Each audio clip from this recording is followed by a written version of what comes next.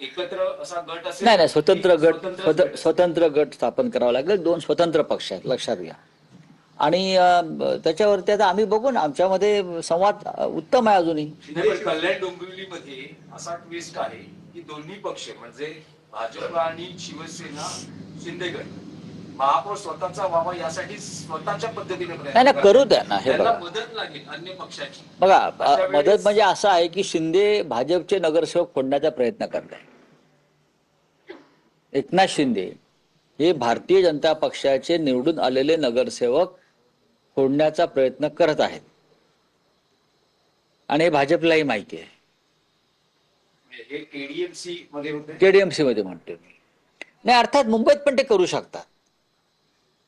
भाजपचे नगरसेवक फोडणं कुठं केंद्र आणि राज्यात जो सत्तेत आहे प्रमुख पक्ष, नाही नाही, मुख्यमंत्री आहेत बघा ज्यांचे, बघा, हे असं आहे की मिस्टर एकनाथ शिंदे हे भारतीय जनता पक्षाचे लोहपुरुष आहेत ना. त्यांनी शिवसेना फोडली. त्याच्यामुळे त्यांना जे अमित शहा आहेत ते खांद्यावर घेऊन फिरतात दिल्लीत, ब्लू आईड बॉय म्हणून. आता ते काही करू शकतात. तसं नसतं तर त्यांनी महापौर पदावर दावा सांगितला असता का 29च्या जोरावर का 27च्या जोरावर? कोणीतरी त्यांना चावी देत आहे ना दिल्लीतून. ते कोण? दिल्लीतून एकनाथ शिंदे यांना चावी देणारे कोण? की महापौर पदावर दावा सांगा म्हणून, जेणेकरून भारतीय जनता पक्षाचा म्हणजे देवेंद्र फडणवीस यांचा महापौर होऊ नये. नारायण राणेंनी आपल्यावर टीका केलेली म्हणजे की महापौर तुमचा महापौर का आकाशातून पडेल, संख्याबळ पहा. तुमचं पण संख्याबळ पहा ना. तुमचंही संख्याबळ पहा म्हणावं. काय राण्याकडे संख्याबळ आहे का? असेल तर मग थांबलेत का? असेल तर मग शिंद्यांनी लपवून का ठेवलेत? आणि वारंवार का सांगावं लागलाय भाजपला की आमचे प्रयत्न सुरू आहेत म्हणून? काय आहे, त्यांचं वय झालंय, ते आजारी आहेत, त्यांची काळजी घेतली पाहिजे त्यांच्या कुटुंबानं. त्याच्यामुळे चुकीचं विधान ते करणार नाहीत यापुढे. आमचं बघू ना, आमचं बघायला आम्ही समर्थ आहोत. राणेसाहेब, तुमचं जरा काय चाललंय ते बघा. तुमचं संख्याबळ सांगा काय आहे. 10-20 जागा जास्त जिंकल्यामुळे संख्याबळ होत नाही. मी काल म्हणालो की बहुमत फार चंचल असतं. परंतु आज राऊत साहेब एक आहे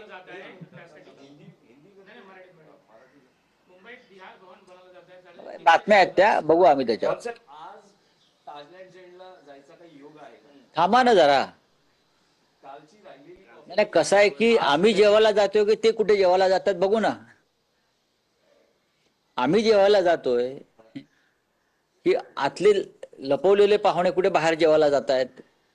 तर तुम्हाला होतील कारण जे आकडे दिसत आहेत, जर शिंदेच्या शिवसेनेचे काही नगरसेवक तुमच्या सोबत आले होय, तर तुमचं- अशा गोष्टी ज्या असतात या खुलेपणाने बोलल्या जात नाहीत. पण काँग्रेसकडेही मोठ्या संख्याबळ आहे. 24 नगरसेवक आहेत. काँग्रेसचे फुटत नाहीत. पुढे बोला. काँग्रेसचे फुटत नाहीत. आमच्या शिवसेनेचे तर प्रश्नच येत नाही. आता फोडाफोडीचा खेळ भाजप आणि शिंदे गटातच होणार. या 2 गटातच फोडाफोडी होणार आहे झाली तर. त्याच्यामुळे आता महाराष्ट्राच्या राजकारणामध्ये एक वेगळी मजा येणार आहे. नाही, पण उद्धव बाळासाहेब ठाकरे पक्ष तटस्थ राहणं, अनुपस्थित राहणं महापौर पदाच्या निवडीच्या वेळेस, असं काही स्ट्रॅटेजी नुसार होत आहे का? स्ट्रॅटेजी असताना ती त्या क्षणी ठरते. ती 15 दिवस आधी सांगितली जात नाही राजकारणामध्ये. ही शेवटच्या मिनिटात स्ट्रॅटेजी काय आहे हे दिसते. 15 दिवस आधी कोणी स्ट्रॅटेजी ठरवतं का? उद्धव ठाकरेंनी त्यांना स्पष्ट केलं की महापौर त्यांना बसवायचं आहे. ना ते सत्तेत होतं ना विरोधी पक्षात होतं, तर असं काही आपला पक्ष करणार का की पाठिंब्याच्या भूमिकेत असणार? आणि 2017ची परतफेड असं म्हटलं जातं, कारण 2017ला अवघ्या 2 जागांचाच फरक होता.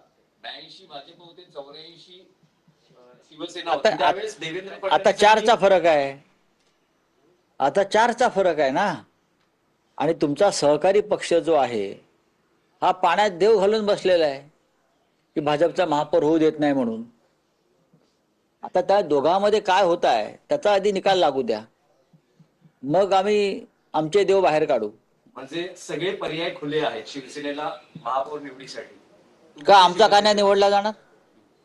आमचा का नाही निवडला जाणार? तुमचे पर्याय सगळे उपलब्ध सगळे उपलब्ध आहेत. आमचा बघा, या मुंबईला परंपरा आहे बाळासाहेब ठाकरेंच्या शिवसेनेचा महापौर पाहण्याची. भाजपचा महापौर ज्या क्षणी होईल त्या दिवशी मुंबई शोकसागरात बुडेल. कळलं? मुंबई शोकसागरात बुडेल ज्या दिवशी भाजपचा किंवा गद्दारांचा महापौर होईल तेव्हा. त्यांना काय वाटतंय? काय वाटतंय त्यांना? मोरारजी देसाईंनी जेव्हा 106 लोक मारले तो काळा दिवस आणि भाजपचा महापौर होईल तो दिवस एकच. असं तुम्ही आता म्हणताय की महापौर तुमचा का नाही होणार, तर तुमच्यासमोर दोनच पर्याय दिसत आहेत. एक म्हणजे थेट मी असं म्हटलं नाही का नाही होणार.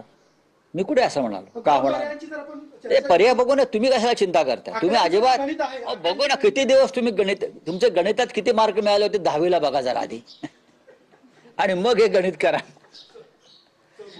गणित बघू ना आम्ही. हे गणितावर चालत नाही. बऱ्याच गोष्टी असतात राजकारणात. तो मोदी जी कह रहे हैं कि मुंबई में मेयर जो बनेगा बीजेपी का बनेगा, लेकिन आपका गणित ये बता रहा नहीं है. मोदी जी बोलते हैं कि मेयर बीजेपी का बनेगा, लेकिन कैसे बनेगा ये बोला नहीं मोदी जी. उनके पास बहुमत नहीं है बीजेपी के पास. तो ऐसा क्या बोलते हैं, वैसा के लेकर, हम मराठी में बोलते हैं कुबड़े लेकर. अब उनके जो पार्टी के जो कोई है साथी शिंदे गट, उनके 20-25 लोग चुनकर आए हैं, वो उनको बंद करके रखा है. ताजमहल होटल का जेल बना दिया है पूरा. ताजमहल होटल जो है ताज लैंड्स एंड, वहाँ जेल बना दिया है. वहाँ और जो गेस्ट रहते हैं उनकी कंप्लेंट आ रही है कि हमको भी कैद खाने में रखा है. तो एक मोदी जी की सरकार यहाँ है, चल रही है. देवेंद्र फडणवीस जैसा एक मजबूत मुख्यमंत्री यहाँ है, होम मिनिस्टर यहाँ है, फिर भी अपने कॉरपोरेटर्स को कैद खाने में रखना पड़ रहा है. ये किसका डर है मोदी जी? डर तो है ना.